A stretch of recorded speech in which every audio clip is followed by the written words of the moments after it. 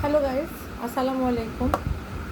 আমি যেহেতু অসুস্থ, আমাকে ইনসুলিন নিতে হয়, তার জন্য আমি একটু তাড়াতাড়ি ভাবটাই হিসেবে আজকে লেট হয়ে গেছে।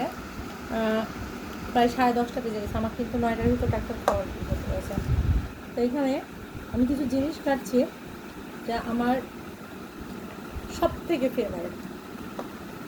আলুর ভর্তা, ঠিক আছে, এই যে শাক, মূলার শাক, এটা এই যে মূলার শাক দুপুরে করা হয়েছিল। এটা হচ্ছে আপনার এই যে কাটা পাতাশি মাছ, আই লাভ ইট, মানে সব থেকে ফেভারিট আমার। আর এটা হচ্ছে হাঁসের গোস্ত, যেটা কালকে রান্না করেছিলাম, কিন্তু অসাধারণ এক লেভেলের হয়েছে। আমি গোস্ত খাই না, কিন্তু বেছে বেছে হাড়গুলো খাই, তাই যে আমার প্লেটে কিন্তু সব হাড় দেখেন, আমি কিন্তু গোস্ত খাই না। আর মূলা সিজনে ভাত দিয়ে মূলা খাবো না, এমন কি হতে পারে বলেন?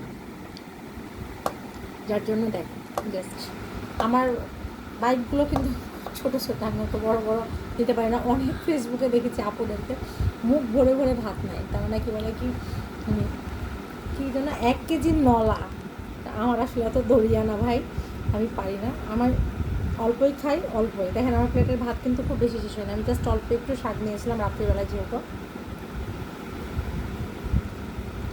মূলা জাস্ট অসাধারণ ফাটাফাটি হয়।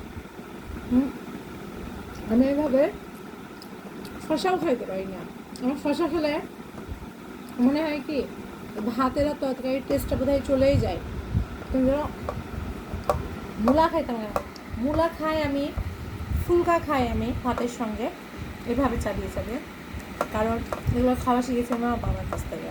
আর কাঁচা পেঁয়াজ মরিচ দিয়ে লেবু চিপে নিয়ে চটকিয়ে লবণ দিয়ে আপনার বিরিয়ানি খাবেন, খিচুড়ি খাবেন, অসাধারণ লাগবে। তো আজকে অনেকগুলো তরকারি, আল্লাহর কাছে শুকরিয়া, ঠিক আছে।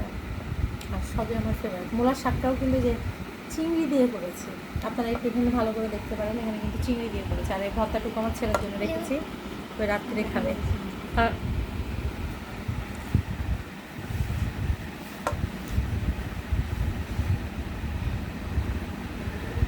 আপনারা কে কে ভাত খাবেন চলে আসেন আমার ভাই, মজা করবো। আমার দেখে আমি যখনই খাইতে বসবো সবার ক্ষুধা পায়। ক্যামেরাম্যান বসতে পারছে না ক্যামেরার জন্য, একজন অলরেডি বসে গেছে। প্লিজ ক্যামেরাটা একটু দিকে করে দেখানো হোক। তো হাঁসের গোস্ত দিয়ে খাচ্ছে। আমি ছাগলই খাবো। ওই অল্প একটু নামের মানে শাক নিয়েছে, বুঝছেন, হাঁসের গোস্ত পাইছে মানে নাক চুপিয়ে খাওয়া। কাল থেকে আর নাক চুপিয়েই খাচ্ছে ও। আর আরেকজন স্যার রেডি হয়ে বসে আছে চেন টেন করে একদম।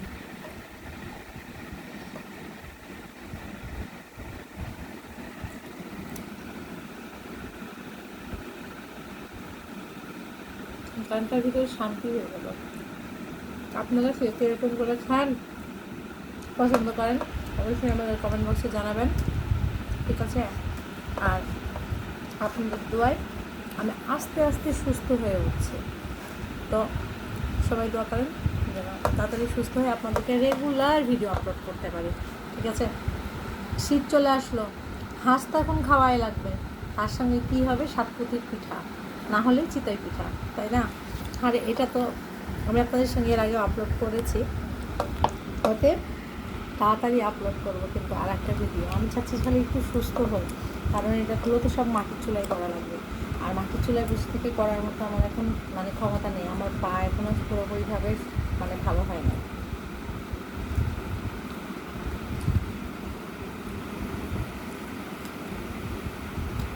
আমি মূলা খাচ্ছি আর ওরা দেখছে, বলছি যে একটা খেয়ে দেখো, একটা বাইক নিয়ে দেখো কতটা মজা। দেখেন এখানে সবই হাড়। আমি কিন্তু কোনো সময় হাঁসের সলিড গোস্ত খাই না। হয়তো ভাববেন আমাকে দেয়নি, তা না, কিন্তু আমি নিজে নিয়ে নেই, তরকারিটা আমি নিজে তুলে নিয়েছি। আমাকে যদি পুরো হাঁসটা দেন, ওর ভিতর থেকে আমি বেছে বেছে হাঁসের মানে গলাটা নিব, মাথাটা নিব, তারপরে হাড় হুডিগুলো নিব, কিন্তু গোশ আমি খাবো না। কারণ হাঁসের গোস্ত চাইতে হাঁসের হাড্ডিতেই অনেক মতো, এটা আপনারাও মানেন আই থিঙ্ক। তো রিসেন্ট আর একটা হাঁস কিনবো, কিনে চিতই পিঠা করবো আর আপনাদের সঙ্গে সেই ব্লগটা শেয়ার করবো। পাশে থাকবেন সবসময়। তো আজকের ভিডিওটা এই পর্যন্তই। আল্লাহ হাফেজ, আসসালামু আলাইকুম।